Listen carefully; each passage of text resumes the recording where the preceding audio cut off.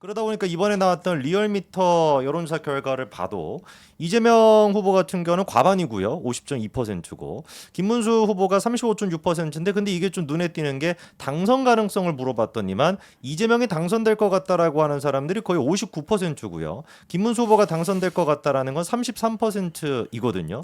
뭔가 좀 보수 쪽에서는 이미 패배할 것 같다라는 게 좀 전제가 돼 있는 느낌이 있습니다. 이게 사실은 네. 계엄을 하는 순간부터 판은 짜인 거예요. 아. 계엄을 하는 그 순간에 네네. 올해 6월 3일 대선일까지 모든 정치 일정은 다 끝났다, 결정이 됐다라고 보면 돼요. 아, 계엄 거기서 때부터. 이긴다는 건 정말 힘든 거예요. 그나마 비벼볼 수 있었던 건 상대 후보가 이재명이라는 거. 그거 하나 비빌 수가 있는 거고 네, 비벼볼 또 수 하나는 있는. 이쪽에서 네. 계엄과 탄핵에 대해서 명확한 사과와 반성을 하고 당이 거듭날 준비가 되어 있다면 그렇죠. 그런 조건에서라면 상대가 이재명이기 때문에 한번 해볼 만은 했지. 그렇죠. 그런데 그게 누구나 다 그렇게 보고 누구나 그렇죠. 다 그렇게 얘기했던 거 아닙니까? 그렇죠. 저 사람들만 아닌 거예요. 그래가지고 계속 그러니까 전쟁을 하려면 말이죠. 네네. 논객이잖아요. 네네네. 논객에서 가장 중요한 건 말 잘하고 이러는 게 아니라 네. 이순신 장군도 그렇고 잘 생각해. 내가 어디서 싸울지 내가 결정하는 거야. 아, 판을 잘 짜야 되네요. 판에 내가 들어갈 판인지 안 들어갈 판인지 판 자체를 짜고 거기서 사실은 승패는 결정나는 거거든요. 그렇죠. 판이 이렇게 한다면 그 판 자체를 유리하게 짜고 거기에 들어가야 되는데 네. 이런 생각을 못하는 사람들이거든요. 그러니까 또 어떻게 하나는 이렇게 뭐냐면 정무적 감각이 떨어집니까? 못하는 부분도 있고 무능한 부분도 있고 두 번째 욕심이 있는 거예요. 아, 욕심이. 그러니까 사실은 그렇고 난 이거 하고 싶어 정말 이러고 어. 싶어.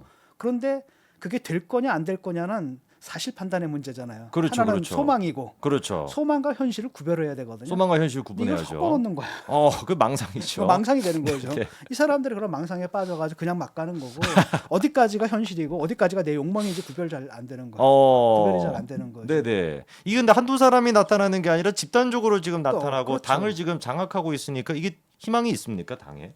뭐 요번에 이제 크게 네. 당했으니까 네. 이제 앞으로 좀 달라지지 않을까?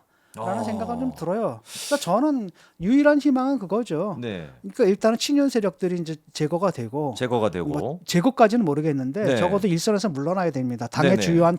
당의 중요한 정책이나 네네. 당 노선을 결정하는 그 단위에서는 물러나야 된다는 네네. 거죠. 일선에서 그 물러나고. 사람들이 뭐 의원 자리를 얻든 말든 그거는 이제 다음 문제고 일단은 네. 당의 노선 자체 있잖아. 네. 뭐냐면 조타실에서 물러나야 돼요. 배를 갖다 잘못된 방향으로 끌고 왔던 사람들 아닙니까? 그래서 그렇죠. 좌초시켰던 사람들인데 이 사람들한테 다시 조타실을 맡기면 안 되는 거죠. 죽겠다는 거죠. 그렇죠. 이 사람들은 선실로 내려보내거나 아니면 기관실로 내려보내거나 청소시키고. 아니면 그냥 하선을 시키거나 어느 정도는 네네네. 진짜 그래야죠. 문제가 있는 사람들은 하선을 시켜야죠. 네네. 그 사람 도움이 하나도 안 되니까. 어. 그 뭡니까? 그 배 안에 그 식량만 축내거든요. 그렇죠. 그렇죠. 그러니까 이런 사람들 그 정리가 되면은 네. 내가 볼 땐 장기적으로는 나쁘지가 않은 게 민주당 상태가 또 정상이 아니잖아요. 그렇죠. 일단 민주당 정상은 아닙니다. 이재명 체제하에서 모든 게 친명으로 좀 짜여 있거든요. 그렇죠. 그러니까 저게 자유주의 정당이 아니에요. 그러니까 국힘만 해도 서로 싸움이 있잖아. 이게 뭐 바람직한지. 그렇죠. 일단 싸움이 있기도 있습니다. 그러니까 이견들이 네. 있고 다양한 세력들이 있단 말이죠. 그거는 내가 볼 때는 장기적으로 그건 건강한 거예요. 네네. 건강한 거고. 근데 저쪽 그게 안 되기 때문에 이쪽에서 만약에 일단 탄핵과 계엄 이건 기본 전제 조건 이건 정리하고 넘어가야 돼요. 네. 그래야 민주당 만나가지고 할 말이 생기는 거예요. 그렇죠. 대선 토론 보세요. 결국 이거거든요. 프레임이. 이 프레임 바깥에서 싸워야 되는데 결국 그 프레임 안에 갇혀버린단 말이죠.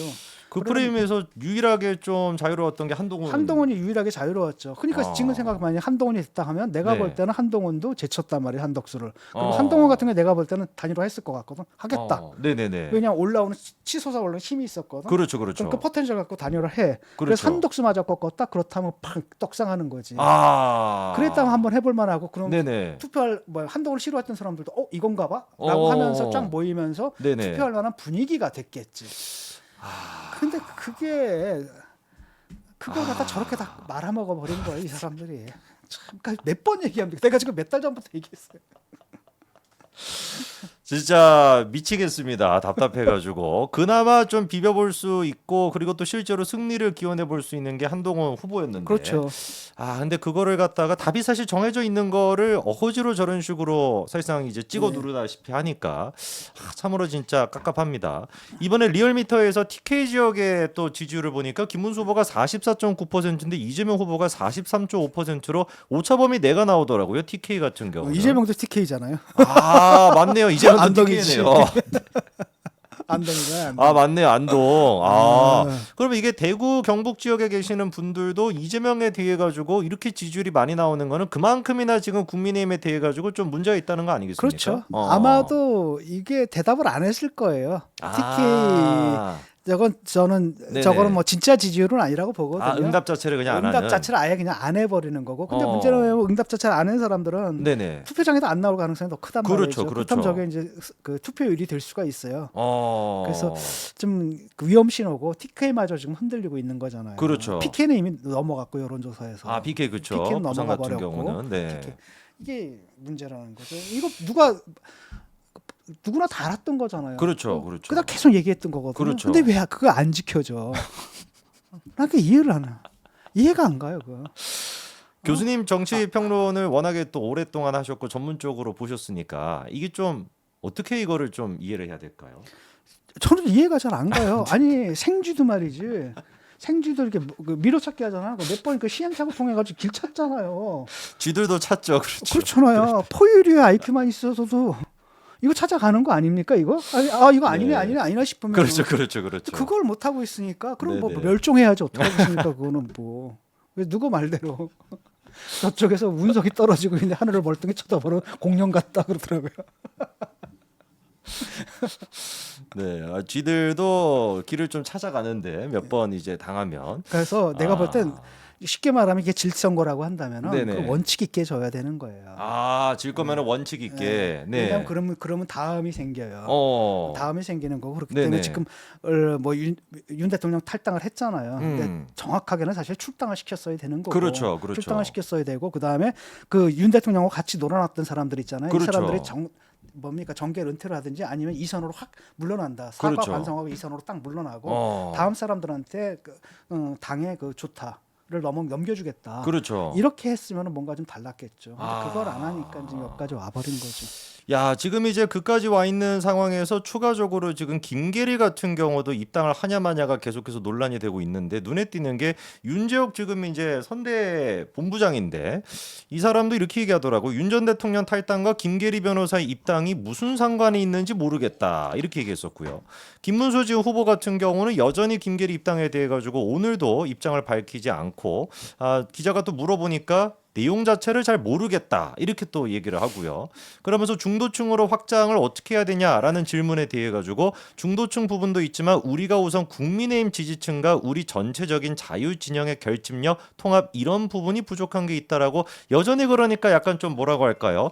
조금 자기 세력 그 보수의 조금 극단적인 세력만 좀 결집하는 그런 느낌이거든요. 쉽게 말하면은 네. 집도끼도 못 잡고 있다는 얘기예요. 그렇죠, 그렇죠. 그러니까 우리가 산토끼 잡을 여유가 없다. 집도끼라도 잡겠다 지금 이런 거거든요. 지금 네네. 이것도 거꾸로 가는 거죠. 그러려면 윤 대통령 왜 출당시켰어? 그러네요. 왜 출당시켰어? 그러네요. 그러니까 네. 딜레마에 지금 빠져버린 거예요. 그다음에 이런 딜레마에 빠질 거라고 수없이 시작을 했거든. 그렇죠. 근데 지금 그 상황에 빠진 거고 지금 황당한 건 뭐냐면 아니 뭐 또 빅테트를 친대. 빅테트 친다 당을 하죠. 떠났다는 사람 다 부르겠다 그래서 난 이준석 얘기하나 그랬더니 나중에 알고 보니까 장예찬. 야, 이 사람들 항상 내가 상상하는 것 이상이구나. 근데 이번에 딱 보니까 또 김계리야. 이 사람들 진짜 상상하는 것 이상이구나. 상상 이상을 항상 상상 이상을 보여주죠. 이게 이제 그 좀 정신이 이상한 사람들의 행동을 저희가 예측이 안 되지 않습니까? 네. 근데 진짜 약간 좀 그게 맞는 것 같습니다. 예측이 지금 불가능하거든요. 그러니까 이게 그렇게 네. 얘기하는 사람들이 있는 거고 사실 김문수가 당선되는데 결정적인 역할을 했던 게 제가 볼 때는 자유통일당 세력이에요. 자유통일당 세력이고 그때 막판에 그거는 이제 권영세하고 그다음에 누구죠? 권영세하고 권선동하고 네. 두 권권 체제가 김문수 쪽하고 사실 야합을 한 거죠. 야합을 해가지고 네네. 원래는 1,000원씩 3번 이상, 3달 이상은 그렇죠. 당비를 내야지 투표권이 있는 거잖아요. 네네. 그런데 한 번만 내도 투표권을 줬단 말이죠. 근데 그걸 갖다가 선거 마감할 때인가 그때쯤 돼서 어, 딱 얘기를 해버린 미리 거야. 알려준 것도 아니었어요. 그렇죠. 심지어. 그럼 라고 한다면은 네. 한동훈 캠프 같은 경우 경쟁자 캠프에서 걸 몰랐던 거예요. 아. 그쪽에서 알았으면 당원 모집을 했겠지. 그렇죠. 그러니까 사실 부정선거를 한 거지. 아 이거야말로 부정선거네요. 그렇죠. 네. 그렇다고 한다면 내가 볼 때 그래가지고 그때 입당한 사람들이 누구냐 명단 내놔라 자료를 좀 내놔. 안 내놓더라고요. 안 내놓잖아요. 네. 그럼 보면은 누군가가 대량 입당했다는 거거든. 그렇죠. 대규모로 입당했다는 거고 그 입당할 사람 누군가 나올 때 자유통일당 세력밖에 없는 거죠. 김문수 쪽으로. 그래서 이 사람들 표를 얻어가지고 이제 딱 된 거고. 그래서 거기다 이제 빚을 진 게 좀 있을 겁니다. 김문수도. 그래서 솔직히 말하면은 그래도 김문수 같은 경우 오히려 자유통일당 후보에 좀 가깝잖아요. 그렇죠, 여태까지 그렇죠. 행보도 그렇고 네. 그 사람 지지층들도 그렇고 그래서 아마 그것 때문에 그런지 몰라도 빚을 져서 그런지 몰라도 김계리 이런 사람들이 막 들어오겠다고 발상을 하는 거 그다음에 이걸 다 막지 못하는 것들은 네네. 아마 그런 태생적 한계 때문이 아닐까라고 저는 추정을 해요. 그게 이제 아까 교수님 말씀하셨던 지금 김문수 후보가 처한 딜레마이겠네요. 이 딜레마 상태에서 당은 지금 계속해서 망신차기가 지금 되고 있는데